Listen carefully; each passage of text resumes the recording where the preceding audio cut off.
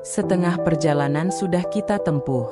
Pada bagian pertama, kita belajar bagaimana kebiasaan terbentuk, bagaimana identitas dan lingkungan memberi pengaruh besar, serta bagaimana mengenali kebiasaan buruk yang sering bersembunyi dalam rutinitas sehari-hari. Semua itu menjadi fondasi penting, sebab tanpa memahami dasar, kita tidak akan pernah benar-benar menguasai seni membangun perubahan yang bertahan lama. Kini, kita memasuki bagian kedua. Inilah tahap di mana pemahaman tentang kebiasaan kecil akan dilengkapi dengan kearifan waktu, konsistensi, dan ketekunan. Kita akan melihat bagaimana perubahan kecil membutuhkan kesabaran untuk menampakkan hasilnya, bagaimana kita bisa menjaga kebiasaan meski hidup terus berubah, bagaimana refleksi membantu kita tetap di jalur, dan bagaimana disiplin sejati sesungguhnya bukan soal tekad keras, melainkan tentang menciptakan sistem yang membuat pilihan baik menjadi otomatis. Pada bagian ini, kita akan diajak menengok kenyataan yang sering terlupakan, bahwa hasil besar bukanlah peristiwa instan, melainkan buah dari langkah kecil yang diulang tanpa henti. Mari kita mulai dengan satu prinsip yang sederhana namun kuat, bahwa perlahan itu sesungguhnya lebih kuat daripada cepat. Bab 11, perlahan itu kuat, efek perubahan 1%. Bayangkan seseorang yang sedang belajar memainkan biola.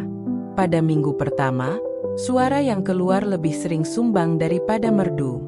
Bulan pertama pun tidak banyak berbeda, nada masih kaku, tangan masih kerap salah menekan senar. Tetapi ia terus berlatih, menambahkan waktu 10 menit setiap hari. Setahun kemudian, perubahan yang tadinya tidak terlihat mulai nyata. Jari-jarinya lebih luas, telinganya lebih peka, musik sederhana mulai mengalir dari gesekan dawai. Inilah gambaran nyata dari efek perubahan 1%. Perubahan kecil seringkali tidak memberi hasil segera, bahkan kadang tampak tidak berarti. Namun, seiring waktu, ia menumpuk seperti setetes air yang terus-menerus jatuh ke atas batu, yang akhirnya mampu melubanginya. Perubahan kecil bukan tentang dampak hari ini, melainkan tentang kekuatan akumulasi yang bekerja diam-diam. James Clear menekankan bahwa inilah sebabnya banyak orang menyerah. Mereka ingin hasil cepat. Mereka berolahraga sepekan, lalu kecewa karena tubuh tak langsung berubah.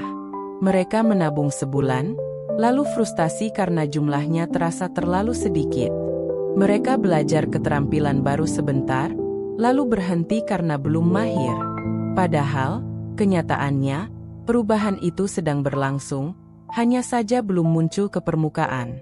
Efek 1% mengajarkan bahwa arah jauh lebih penting daripada kecepatan. Jika seorang fotografer berkomitmen memotret satu objek setiap hari, hasilnya mungkin tidak terlihat istimewa pada awalnya. Tetapi setelah setahun, ia akan memiliki ratusan foto, sekaligus keterampilan teknis dan kepekaan artistik yang tumbuh jauh lebih cepat dibanding orang yang menunggu momen sempurna untuk belajar. Contoh lain bisa kita lihat dari dunia kesehatan. Bayangkan seseorang yang memutuskan menaiki tangga setiap kali ke kantor, alih-alih menggunakan lift. 1 atau 2 hari tidak terasa apa-apa. Namun, setelah berbulan-bulan, tubuhnya lebih bertenaga, napasnya lebih panjang, dan mungkin berat badannya turun perlahan. Semua ini bukan hasil dari satu pilihan besar, melainkan dari kebiasaan kecil yang diulang terus-menerus. Begitu pula dalam pekerjaan. Seorang penulis yang menuliskan hanya 1 paragraf setiap hari, mungkin merasa itu terlalu sedikit. Namun, dalam setahun, ia sudah memiliki ratusan halaman, cukup untuk sebuah buku. Sementara orang lain yang menunggu inspirasi besar belum menuliskan apa-apa.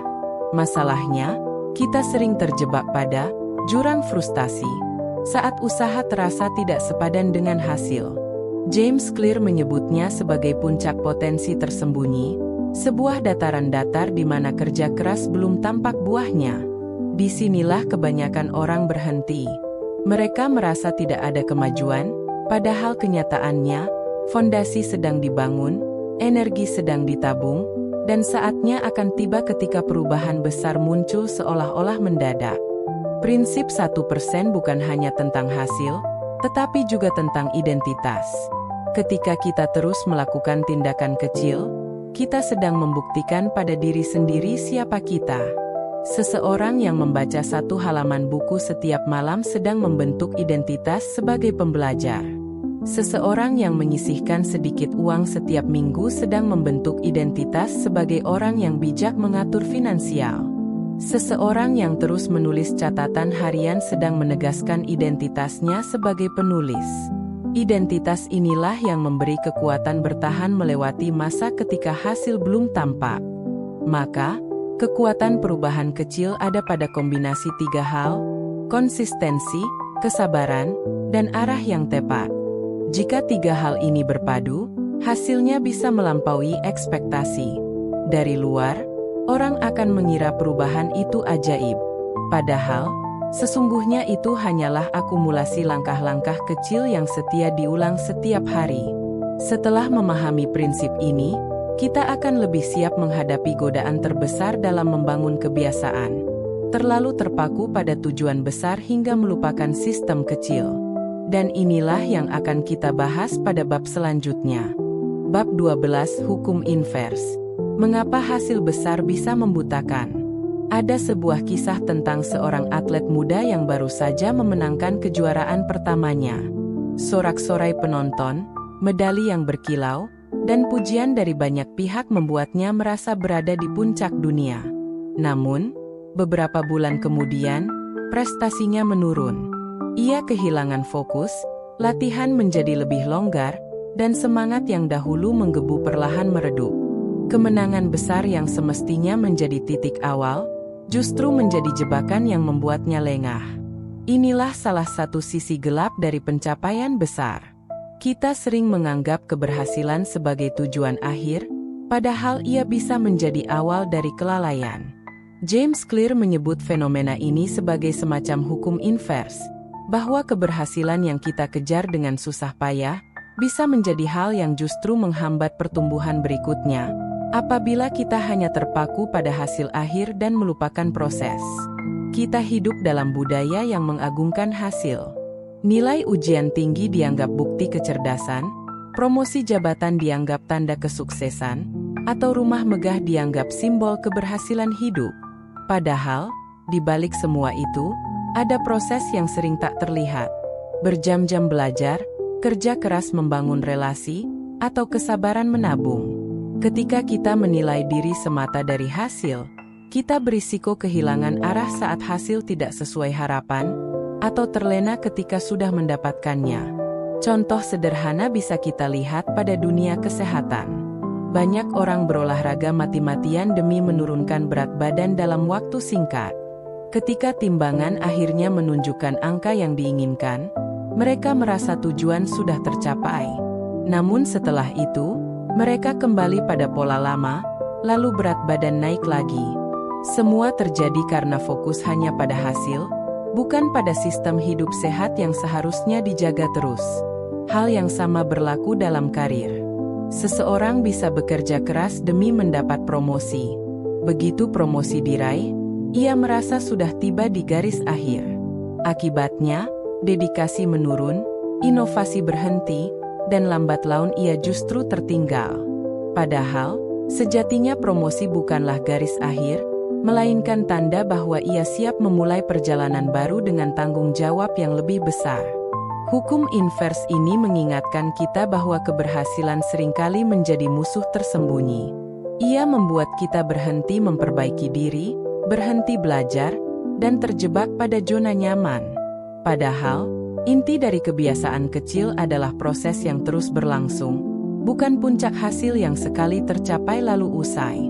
Bayangkan seorang seniman yang terus berkarya meski karyanya belum dikenal orang banyak. Baginya, proses mencipta adalah bagian dari identitas, bukan sekadar alat untuk mendapatkan pengakuan. Ketika akhirnya karyanya mendapat apresiasi, ia tidak berhenti. Ia melanjutkan karena proses itu sendiri sudah menjadi bagian dari dirinya. Inilah perbedaan mendasar antara mereka yang berfokus pada sistem dengan mereka yang hanya mengejar hasil. James Clear menegaskan, Tujuan memang penting sebagai penunjuk arah, tetapi sistemlah yang menentukan apakah kita benar-benar bergerak. Tanpa sistem, tujuan hanya menjadi angan-angan. Namun dengan sistem yang konsisten, kita bisa mencapai bukan hanya satu tujuan, melainkan berulang kali, menghasilkan pencapaian baru tanpa harus terus-menerus memulai dari nol. Maka, hukum invers ini bukanlah larangan untuk memiliki ambisi besar, melainkan pengingat agar kita tidak buta oleh hasil. Keberhasilan sejati terletak pada perubahan diri kita setiap harinya, bukan pada trofi atau medali yang kita pegang sesaat. Ketika kita mampu menempatkan fokus pada sistem, hasil akan mengikuti sebagai konsekuensi alami, bukan sekadar kebetulan. Dan dengan pemahaman ini, kita akan lebih siap untuk melihat kebiasaan bukan sebagai sesuatu yang statis, melainkan sebagai fondasi yang fleksibel. Sebab hidup terus berubah, dan kebiasaan yang baik pun harus bisa beradaptasi. Itulah yang akan kita bahas dalam bab berikutnya. Bab 13, Fleksibilitas dalam Kebiasaan. Menyesuaikan diri dengan perubahan hidup. Hidup jarang berjalan sesuai rencana. Ada masa ketika semuanya stabil, rutinitas berjalan mulus, dan kita merasa mudah menjaga kebiasaan yang baik. Namun, ada pula masa ketika segalanya terguncang. Pindah rumah, berganti pekerjaan, menikah, memiliki anak, atau menghadapi sakit yang tak terduga. Pada saat-saat inilah, kebiasaan yang selama ini terasa kokoh seringkali goyah, dan kita merasa kembali ke titik awal. James Clear mengingatkan bahwa kebiasaan bukanlah struktur kaku yang tak bisa diganggu-gugat, melainkan sistem yang harus bisa menyesuaikan diri dengan perubahan. Sama seperti pohon yang lentur diterpa angin kencang akan lebih mungkin bertahan hidup daripada pohon yang kaku dan rapuh. Demikian pula kebiasaan yang lentur lebih mungkin bertahan ketika hidup berubah drastis. Bayangkan seseorang yang terbiasa berlari setiap pagi di jalur favorit dekat rumahnya. Kebiasaan ini bertahun-tahun menjadi sumber energi dan kesehatan. Namun kemudian ia pindah ke kota baru, di mana jalur itu tidak ada. Jika ia kaku pada definisi, berlari pagi hanya sah di jalur lama, kebiasaan itu akan hilang. Tetapi jika ia fleksibel, ia bisa menyesuaikan. Mungkin berlari di taman kota, atau di treadmill kecil di apartemen. Intinya, semangat kebiasaan tetap sama, meski bentuk pelaksanaannya berubah. Fleksibilitas juga penting dalam dunia kerja. Seorang karyawan yang terbiasa mencatat rencana harian di buku agenda mungkin merasa cara itu efektif. Namun ketika ia dipindahkan ke tim yang menggunakan aplikasi digital untuk koordinasi, ia bisa kehilangan ritme jika menolak beradaptasi. Sebaliknya, dengan membuka diri pada alat baru, ia tetap menjaga esensi kebiasaannya, yaitu perencanaan, meski medianya berganti. Perubahan besar dalam hidup hampir selalu mengguncang kebiasaan. Seorang mahasiswa yang lulus dan mulai bekerja, seorang pasangan yang baru memiliki anak, atau seseorang yang pensiun dari pekerjaannya, semuanya harus menghadapi transisi. Dalam momen transisi ini, ada peluang berharga untuk menciptakan ulang kebiasaan. Karena lingkungan berubah, otak kita lebih terbuka menerima rutinitas baru. James Clear menyebut ini sebagai momen reset, saat perubahan hidup bisa menjadi pintu masuk untuk membangun sistem baru yang lebih baik. Contoh nyata terlihat pada seseorang yang baru pindah ke kota lain. Lingkungan baru berarti rute perjalanan baru, tetangga baru, toko baru, bahkan pola harian baru. Pada masa adaptasi inilah ia bisa sekaligus memperkenalkan kebiasaan sehat. Mungkin berjalan kaki ke kantor jika jaraknya dekat, atau memasak sendiri alih-alih selalu makan di luar. Lingkungan yang berbeda menciptakan kesempatan untuk menata ulang identitas. Namun fleksibilitas bukan berarti kehilangan arah. Kuncinya adalah menjaga inti kebiasaan tetap utuh sambil menyesuaikan wujud luarnya. Jika inti kebiasaan adalah menjaga kesehatan, maka bentuknya bisa beragam. Berlari, berenang, bersepeda, atau bahkan sekadar rutin berjalan kaki. Jika inti kebiasaan adalah belajar, maka medianya bisa berubah, membaca buku, mendengarkan audiobook, atau menonton kuliah daring. Dengan cara ini, kita tidak kehilangan tujuan meski cara mencapainya berubah. Fleksibilitas juga menuntut kita untuk menerima kenyataan bahwa hidup memiliki musim. Ada musim produktif ketika kita bisa menulis berjam-jam setiap hari, dan ada musim sibuk ketika kita hanya bisa menulis beberapa kalimat singkat. Ada musim sehat ketika olahraga terasa ringan, dan ada musim sulit ketika tubuh perlu istirahat lebih banyak. Dengan memahami bahwa kebiasaan bisa disesuaikan dengan musim hidup, kita tidak lagi merasa bersalah ketika bentuknya berubah, selama intinya tetap terjaga. Pada akhirnya, fleksibilitas adalah tentang ketekunan yang realistis. Kebiasaan bukanlah penjara, melainkan jembatan yang bisa kita bangun ulang sesuai kondisi jalan yang berubah. Dengan sikap ini, kita bisa menjaga keberlanjutan tanpa terjebak dalam perfeksionisme yang justru membuat kita berhenti. Dan setelah memahami pentingnya fleksibilitas, kita akan lebih siap melihat bagaimana kebiasaan bukan hanya tentang apa yang kita lakukan, melainkan juga tentang siapa yang ada di sekitar kita. Karena lingkungan sosial memiliki kekuatan luar biasa dalam menopang, atau justru menjatuhkan, kebiasaan kita. Itulah yang akan kita telusuri dalam bab selanjutnya. Bab 14, Kekuatan Lingkungan Sosial dalam Menentukan Kebiasaan. Pernahkah Anda memperhatikan bagaimana seseorang yang pindah ke lingkungan baru tiba-tiba mengubah cara bicaranya, gaya berpakaian, bahkan kebiasaannya sehari-hari? Seorang mahasiswa dari kota kecil yang kuliah di kota besar, misalnya, bisa dengan cepat menyesuaikan diri, mulai ikut nongkrong di kafe, berbicara dengan gaya yang berbeda, hingga terbiasa bekerja hingga larut malam. Semua itu terjadi bukan karena ia merencanakan perubahan, melainkan karena lingkungan sosialnya mendorong perubahan itu secara alami. James Clear menekankan bahwa manusia adalah makhluk yang sangat dipengaruhi oleh orang lain. Kita tidak hanya meniru kebiasaan, tetapi juga mengadopsi nilai, standar, bahkan aspirasi dari kelompok di sekitar kita. Ada 3 kelompok utama yang membentuk kebiasaan kita: keluarga dekat, teman sebaya, dan masyarakat luas. Keluarga dekat adalah cermin pertama kita. Seorang anak yang tumbuh di rumah di mana buku selalu tersedia, kemungkinan besar akan menjadikan membaca sebagai kebiasaan. Sebaliknya, anak yang tumbuh di rumah di mana televisi selalu menyala, bisa lebih terbiasa menghabiskan waktu pasif. Kebiasaan keluarga seringkali melekat begitu dalam, hingga tanpa sadar terbawa sampai dewasa. Kelompok kedua adalah teman sebaya. Bayangkan seorang remaja yang sebelumnya tidak pernah tertarik dengan olahraga, tetapi kemudian berteman dengan sekelompok orang yang rutin bermain futsal setiap minggu. Lambat laun, ia ikut bermain, lalu mulai menyukai olahraga itu. Dorongan untuk diterima oleh kelompok membuatnya beradaptasi, dan adaptasi itu akhirnya membentuk kebiasaan baru.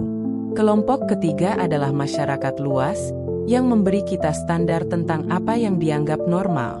Misalnya, di sebuah komunitas yang mengutamakan gaya hidup sehat, membawa botol minum isi ulang atau memilih makanan organik adalah hal biasa.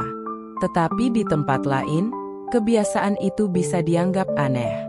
Norma sosial memiliki kekuatan yang sangat besar. Kita cenderung melakukan sesuatu bukan hanya karena itu benar, tetapi karena itu membuat kita tidak terlihat berbeda. Pengaruh sosial juga menjelaskan mengapa kebiasaan baik lebih mudah dipertahankan jika kita berada dalam komunitas yang mendukung.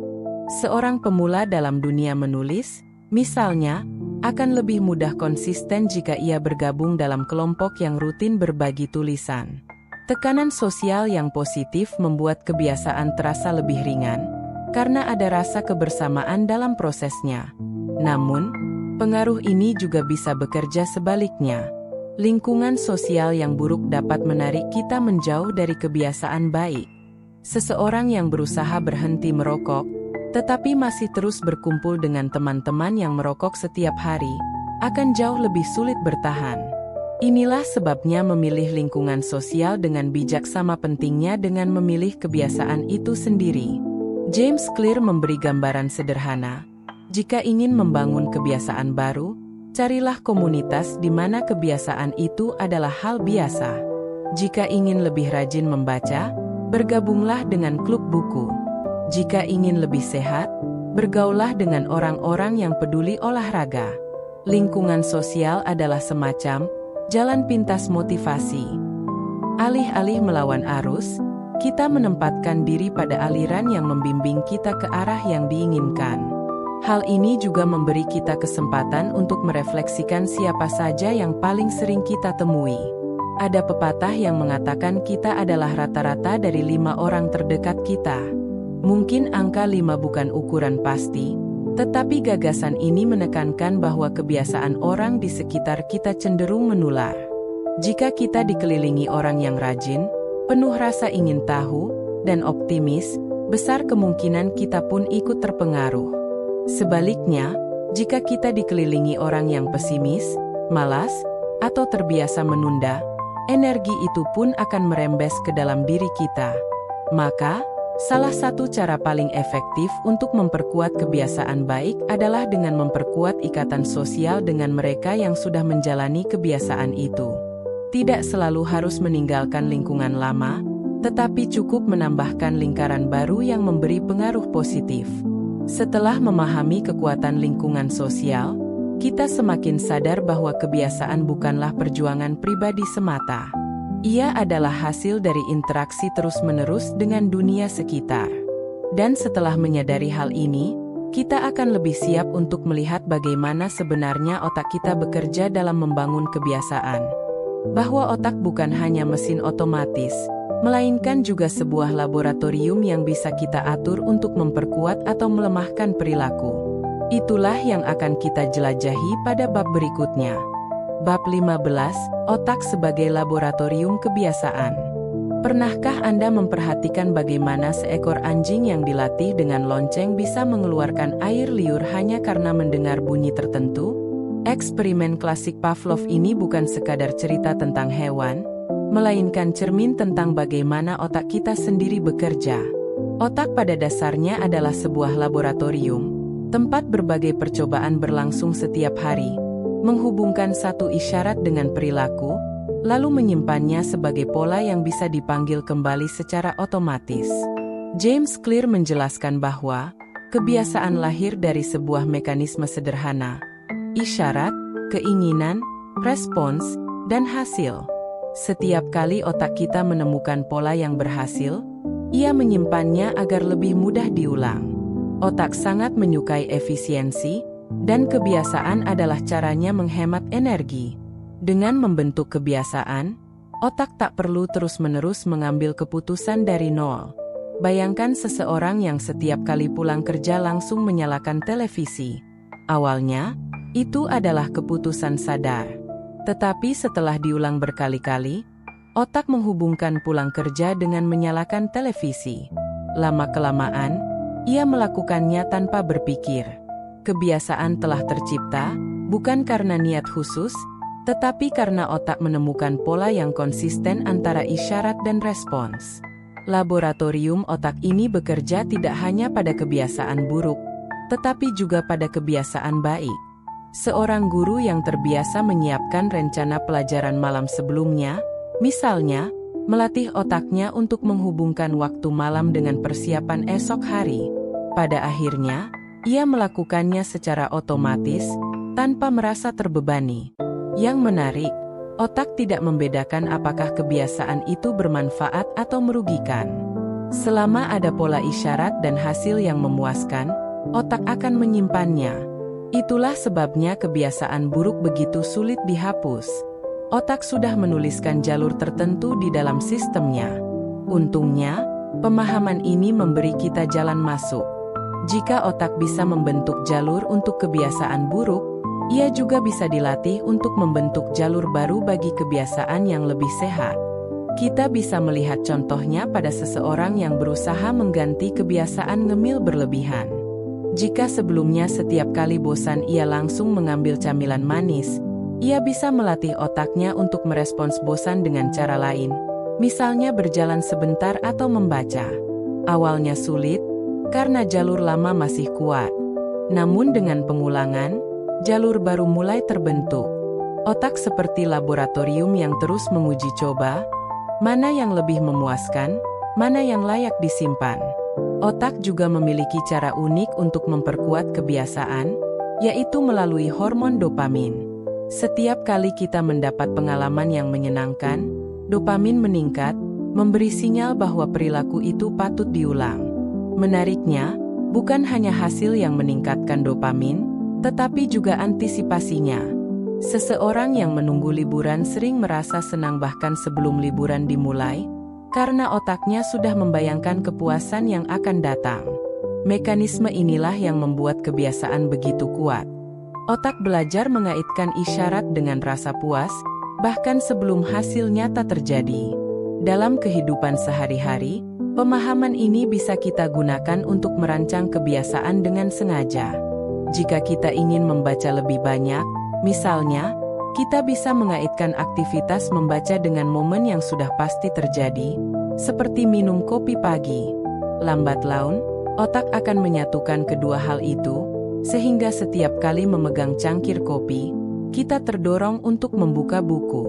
Otak sebagai laboratorium kebiasaan mengajarkan bahwa kita bukanlah korban kebiasaan, melainkan ilmuwan yang bisa merancang percobaan baru. Kita bisa memilih isyarat, mengatur respons, dan membentuk jalur yang lebih sehat. Memang tidak mudah, karena jalur lama masih ada, tetapi dengan pengulangan, jalur baru akan semakin kuat hingga akhirnya menjadi otomatis. Pemahaman ini memberi dasar untuk langkah berikutnya. Bagaimana kebiasaan kecil yang sudah terbentuk bisa membawa kita ke hasil besar, bukan melalui lompatan spektakuler, melainkan melalui akumulasi yang tak terelakkan. Itulah yang akan kita temukan pada bab selanjutnya. Bab 16, Akumulasi Kemenangan Kecil. Ada sebuah cerita tentang seorang pelatih bersepeda di Inggris yang bernama Dave Brailsford.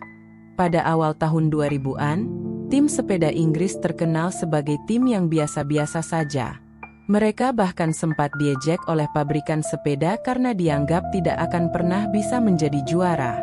Tetapi Brailsford datang dengan filosofi sederhana yang ia sebut sebagai marginal gains, yaitu peningkatan kecil dalam banyak hal, yang jika dijumlahkan akan membawa hasil luar biasa. Ia memperhatikan detail yang tampaknya sepele, memperbaiki posisi duduk agar lebih ergonomis, mengganti bantal tidur para atlet dengan yang lebih nyaman agar kualitas istirahat meningkat, bahkan melatih cara mencuci tangan yang benar untuk mencegah penyakit. Perubahan kecil ini tampak tidak signifikan, tetapi ketika semuanya digabungkan, hasilnya mengejutkan. Dalam beberapa tahun, tim sepeda Inggris berubah drastis, memenangkan kejuaraan dunia, bahkan mendominasi Olimpiade. Cerita ini menggambarkan inti dari bab ini. Kemenangan besar tidak datang dari satu langkah raksasa, melainkan dari akumulasi kemenangan kecil yang konsisten. Kebiasaan kecil, ketika ditambahkan satu persatu, menciptakan fondasi yang lebih kokoh daripada terobosan besar yang hanya sesaat. Kemenangan kecil bukan hanya tentang hasil nyata, tetapi juga tentang psikologi. Setiap kali kita mencapai sesuatu, betapapun kecilnya, otak mendapat sinyal positif bahwa kita berada di jalur yang benar. Misalnya, seorang penulis yang berhasil menyelesaikan satu halaman dalam sehari, mungkin tidak menghasilkan buku dalam semalam, tetapi kemenangan kecil itu memberi dorongan untuk melanjutkan esok hari. Lama-kelamaan, satu halaman sehari berubah menjadi ratusan halaman. Contoh lain bisa kita lihat dalam keuangan pribadi. Menabung Rp5.000 sehari mungkin terasa remeh, tetapi dalam setahun, jumlah itu bisa menjadi cukup berarti. Lebih dari sekadar angka, kebiasaan menabung kecil ini membentuk identitas sebagai seseorang yang disiplin mengelola uang. Identitas itulah yang akan membawa perubahan jangka panjang, jauh melampaui jumlah tabungan awal. Kemenangan kecil juga membantu kita menghadapi rasa putus asa. Saat tujuan terasa terlalu jauh, kita bisa kehilangan semangat. Namun jika kita memecah perjalanan besar menjadi serangkaian kemenangan kecil, kita akan lebih mudah melihat kemajuan. Seorang pelari maraton, misalnya, tidak fokus pada garis akhir yang 42 km jauhnya. Ia membagi perjalanan menjadi segmen kecil. Fokus menyelesaikan 5 km pertama, lalu 10 km berikutnya, hingga akhirnya tiba di garis akhir.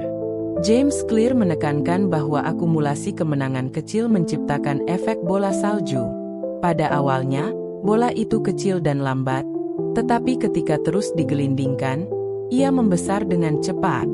Kebiasaan bekerja dengan cara yang sama. Kita mungkin tidak melihat perubahan besar di awal, tetapi sedikit demi sedikit, hasilnya menumpuk. Hingga suatu hari, orang lain akan melihat kita dan mengira perubahan itu datang tiba-tiba, padahal sesungguhnya ia adalah hasil dari ribuan kemenangan kecil yang jarang diperhatikan. Namun, penting untuk diingat bahwa kemenangan kecil hanya memberi dampak besar jika dilakukan konsisten. Membaca satu halaman buku tidak akan mengubah hidup jika hanya dilakukan sekali. Tetapi membaca satu halaman setiap hari bisa menumbuhkan wawasan yang tak terbayangkan dalam setahun. Kuncinya bukan besar atau kecilnya tindakan, melainkan keteraturan. Kemenangan kecil juga mengajarkan kerendahan hati. Kita belajar bahwa perubahan bukanlah tentang mengejar momen spektakuler, melainkan tentang menghargai langkah sederhana. Menyapu lantai rumah setiap pagi mungkin terasa sepele, tetapi ia membentuk kebiasaan keteraturan. Menyapa orang dengan ramah, mungkin tampak biasa, tetapi ia membentuk identitas sebagai pribadi yang hangat. Dalam jangka panjang, kebiasaan sederhana ini menjadi batu bata yang membangun kehidupan yang lebih utuh. Setelah menyadari kekuatan akumulasi kemenangan kecil, kita bisa melihat bahwa hidup bukanlah pertarungan untuk sekali menang besar, melainkan tentang mengumpulkan kemenangan demi kemenangan setiap hari. Dan pemahaman ini akan membawa kita pada bab selanjutnya, di mana kita akan belajar tentang pentingnya menjaga kebiasaan tetap hidup melalui refleksi dan peninjauan diri. Bab 17, Refleksi dan Peninjauan Diri. Dalam perjalanan membangun kebiasaan, seringkali kita terjebak dalam pola otomatis. Kita melakukan sesuatu berulang-ulang tanpa benar-benar sadar mengapa kita melakukannya, apakah itu masih relevan, dan apakah itu benar-benar membawa kita mendekati tujuan hidup kita. Karena itulah, James Clear menekankan pentingnya refleksi dan peninjauan diri.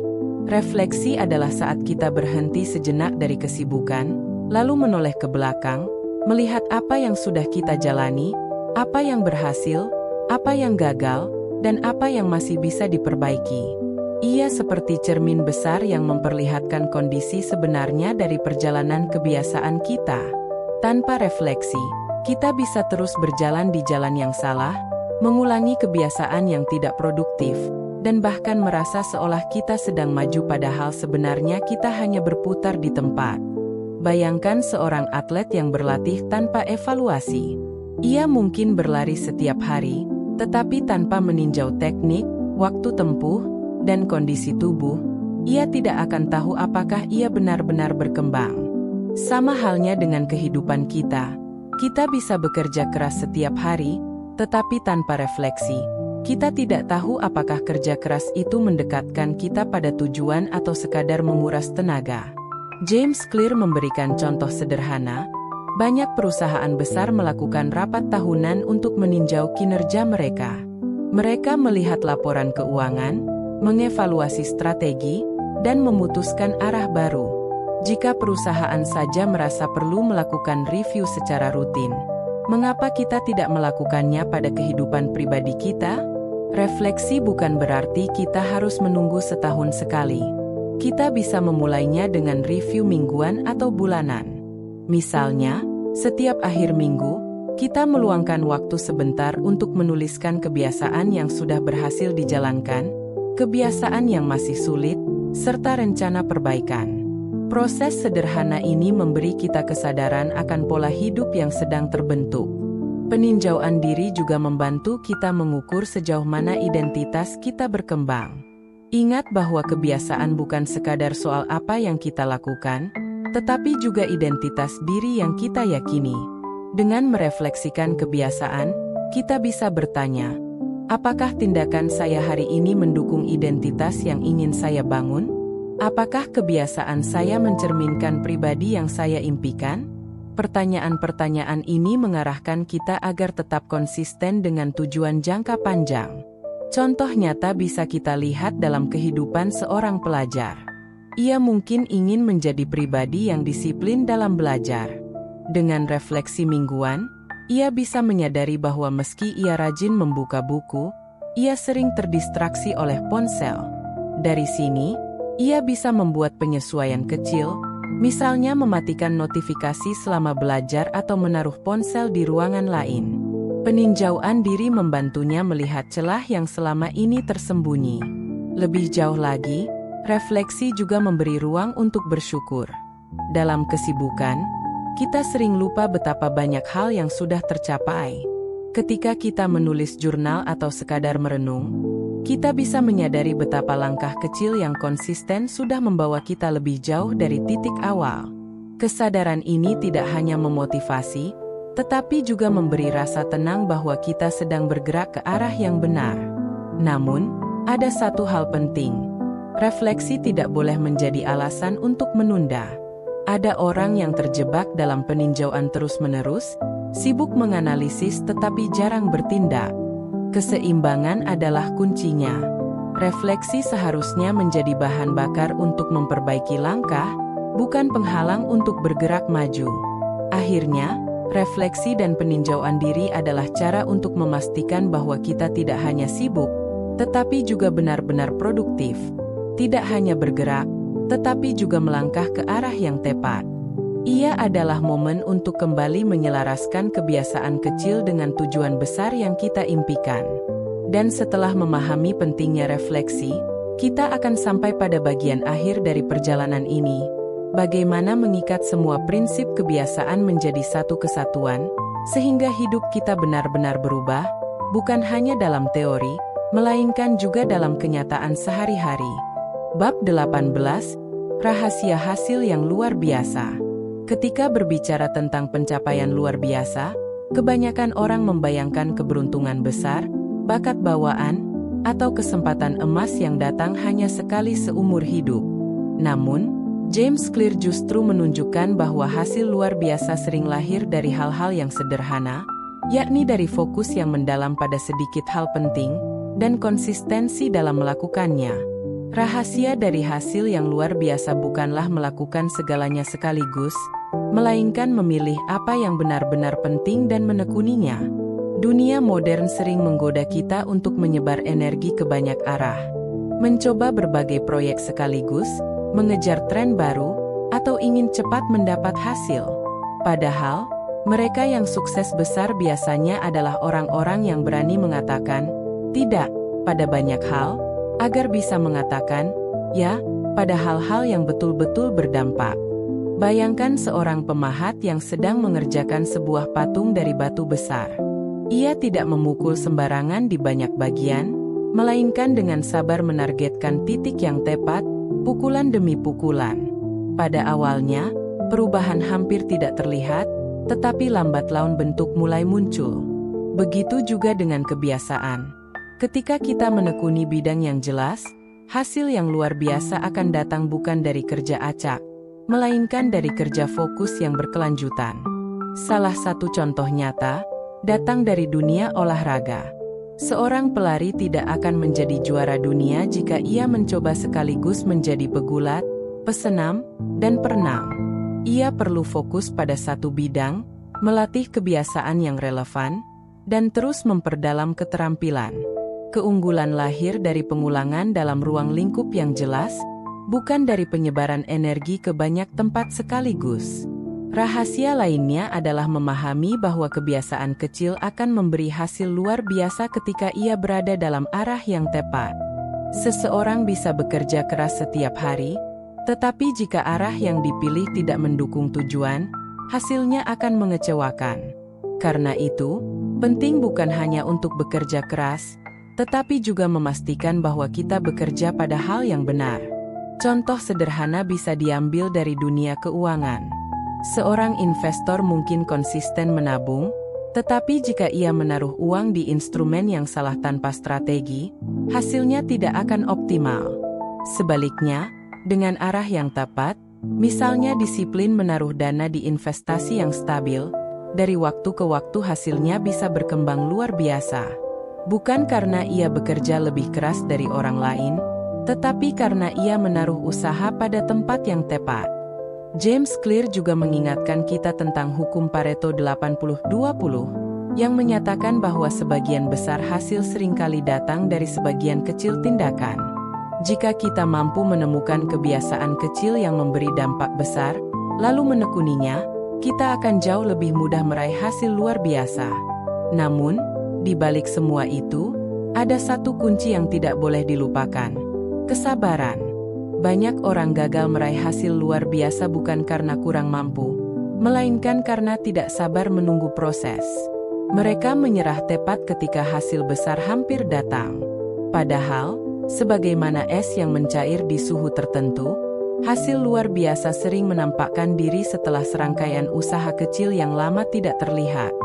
Rahasia hasil luar biasa bukanlah rahasia yang tersembunyi jauh di langit. Ia ada di depan mata. Memilih kebiasaan yang tepat, mempraktikkannya dengan fokus, menjaga konsistensi, dan bersabar hingga momentum bekerja untuk kita. Begitu prinsip ini dipahami, kita tidak lagi mencari jalan pintas, melainkan merawat jalan panjang dengan keyakinan bahwa hasil luar biasa hanyalah akumulasi dari hal-hal kecil yang dilakukan dengan benar. Dan setelah menyadari rahasia ini, kita akan melangkah menuju bab selanjutnya yang berbicara tentang bagaimana lingkungan dan konteks dapat memengaruhi kemampuan kita untuk mempertahankan kebiasaan, sehingga hasil luar biasa itu bisa terus berlanjut. Bab 19, Lingkungan dan Dukungan Sosial. Dalam perjalanan membangun kebiasaan, seringkali kita berpikir bahwa kekuatan tekad adalah segalanya. Kita percaya bahwa jika kita cukup disiplin, kita bisa bertahan menghadapi godaan apapun. Tetapi James Clear menegaskan bahwa tekad manusia sangat terbatas. Justru yang lebih menentukan apakah kita berhasil atau gagal dalam membentuk kebiasaan adalah lingkungan dan dukungan sosial yang melingkupi kita. Bayangkan seseorang yang ingin berhenti merokok tetapi setiap hari ia berkumpul dengan teman-teman yang semuanya perokok berat. Betapapun kuat tekadnya, lama-kelamaan ia akan tergoda untuk ikut menyalakan rokok. Sebaliknya, jika ia berada dalam lingkungan yang sehat, bersama orang-orang yang mendukung niatnya, perjuangan akan jauh lebih mudah. Lingkungan membentuk perilaku, seringkali tanpa kita sadari. Kita bisa melihat contohnya dalam kehidupan sehari-hari. Misalnya, seseorang yang ingin rajin membaca. Jika buku-buku diletakkan rapi di rak yang tertutup, kemungkinan besar ia akan jarang menyentuhnya. Tetapi jika buku-buku itu diletakkan di meja atau di dekat tempat tidur, kebiasaan membaca menjadi lebih mudah muncul. Lingkungan fisik memberi isyarat yang kuat. Selain lingkungan fisik, lingkungan sosial juga memiliki pengaruh luar biasa. Kita cenderung meniru perilaku orang-orang di sekitar kita. Bila kita berada dalam kelompok yang menghargai kesehatan, kita pun akan terdorong untuk menjaga pola makan dan olahraga. Bila kita bergabung dengan komunitas yang menghargai kerja keras, kita akan lebih disiplin. Dukungan sosial memberi kita cermin identitas baru. Kita ingin menjadi bagian dari kelompok, sehingga kita menyesuaikan perilaku dengan nilai yang mereka anut. James Clear menyebut hal ini sebagai kekuatan dari norma sosial. Manusia adalah makhluk sosial yang mendambakan penerimaan.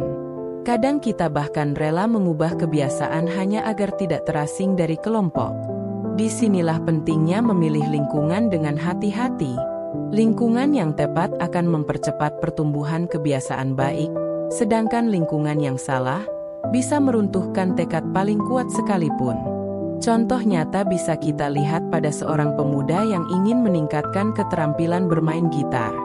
Jika ia bergaul dengan orang-orang yang juga gemar musik, ia akan lebih sering berlatih, bertukar pengetahuan, bahkan mendapat inspirasi. Tetapi jika ia berada di lingkaran yang tidak peduli musik sama sekali, kemungkinan besar semangatnya akan padam. Lingkungan bukan hanya memperkuat kebiasaan, tetapi juga menentukan seberapa lama kebiasaan itu bisa bertahan. Lingkungan yang mendukung juga bisa diciptakan. Misalnya, jika kita ingin lebih produktif bekerja, kita bisa menata ruang kerja agar bebas dari gangguan, meletakkan ponsel jauh dari jangkauan, menjaga meja tetap rapi, dan menyediakan catatan kecil untuk menuliskan ide. Dengan begitu, kita tidak mengandalkan tekad semata, melainkan menjadikan lingkungan sebagai sekutu. Lebih jauh lagi, dukungan sosial bisa menjadi penopang ketika motivasi kita turun. Ada kalanya kita merasa lelah dan ingin menyerah. Tetapi dengan adanya orang-orang yang mendorong, mengingatkan, atau bahkan sekadar berjalan bersama kita, perjalanan menjadi lebih ringan. Seorang pelari yang berlatih sendirian mungkin berhenti di tengah jalan, tetapi pelari yang berlatih bersama kelompok seringkali bertahan lebih lama, terdorong oleh energi kolektif. Intinya, lingkungan dan dukungan sosial adalah pondasi tersembunyi dari kebiasaan. Mereka bekerja di balik layar, membentuk perilaku kita sehari-hari tanpa banyak kita sadari. Jika kita ingin membangun kebiasaan baik, jangan hanya bertumpu pada tekad, tetapi bangunlah lingkungan yang mendukung dan carilah komunitas yang sejalan dengan tujuan kita. Dan setelah memahami pentingnya peran lingkungan serta dukungan sosial, kita akan sampai pada bab terakhir yang merangkum seluruh perjalanan. Bagaimana mengikat semua prinsip kebiasaan kecil menjadi satu, sehingga hidup kita bisa berubah secara menyeluruh dan berkelanjutan. Bab 20, Perjalanan Tanpa Akhir. Ketika sampai di akhir buku ini, James Clear mengingatkan bahwa perjalanan membangun kebiasaan bukanlah sebuah garis finish. Tidak ada satu titik di mana kita bisa berkata, "Saya sudah selesai. Saya sudah mencapai kesempurnaan." Justru, kebiasaan adalah sebuah perjalanan tanpa akhir, sebuah proses yang terus berjalan seiring waktu, tumbuh bersama diri kita yang selalu berubah. Bayangkan seorang tukang kebun. Ia tidak pernah berkata bahwa pekerjaannya selesai hanya karena bunga-bunga sudah bermekaran. Ia tahu bahwa musim akan berganti, tanah akan berubah, hama bisa datang, dan cuaca bisa memengaruhi tanaman. Demikian pula dengan kebiasaan. Meski kita sudah berhasil menanam pola baru dalam hidup, kita tetap harus merawat, meninjau, dan menyesuaikan diri dengan tantangan baru yang muncul. Kebiasaan bukanlah tujuan, melainkan sarana untuk menjadi versi terbaik dari diri kita. Ia adalah alat untuk mengarahkan hidup, bukan sekadar daftar pencapaian. Ada saatnya kita perlu menambahkan kebiasaan baru, ada saatnya kita perlu meninggalkan kebiasaan lama, dan ada saatnya kita perlu memperhalus pola yang sudah ada. Semua itu adalah bagian dari perjalanan yang tidak pernah berhenti. James Clear juga menegaskan, kunci keberhasilan bukan hanya memulai kebiasaan, tetapi juga menjaga kesadaran diri. Hidup akan terus berubah. Pekerjaan, keluarga, kesehatan, bahkan impian kita bisa bergeser. Dan kebiasaan yang dulu bermanfaat bisa saja menjadi tidak relevan lagi. Karena itu, kita harus selalu siap untuk beradaptasi, memperbarui, dan menata ulang pola yang kita jalani. Pada akhirnya, perjalanan membangun kebiasaan adalah tentang komitmen pada proses. Kita tidak perlu menunggu hasil spektakuler untuk merasa berhasil. Setiap langkah kecil, setiap pilihan sederhana, adalah kemenangan yang mempertegas arah hidup kita. Dan jika kita mampu merawat langkah kecil itu dengan sabar, maka hasil luar biasa akan datang sebagai buah alami dari perjalanan panjang. Dengan demikian, seluruh rangkuman Atomic Habits membawa kita pada satu kesadaran penting. Perubahan besar lahir dari kebiasaan kecil. Dari cara kita membentuk identitas, merancang lingkungan, memahami hukum perilaku, hingga menjaga konsistensi melalui refleksi. Semuanya adalah bagian dari proses yang tidak pernah berhenti. Tidak ada kebiasaan yang benar-benar selesai. Yang ada hanyalah kita yang terus berjalan, terus belajar, dan terus bertumbuh. Dan mungkin itulah keindahan dari perjalanan ini. Kita tidak diminta menjadi sempurna, melainkan hanya diminta untuk selalu melangkah maju, Satu kebiasaan kecil pada satu waktu.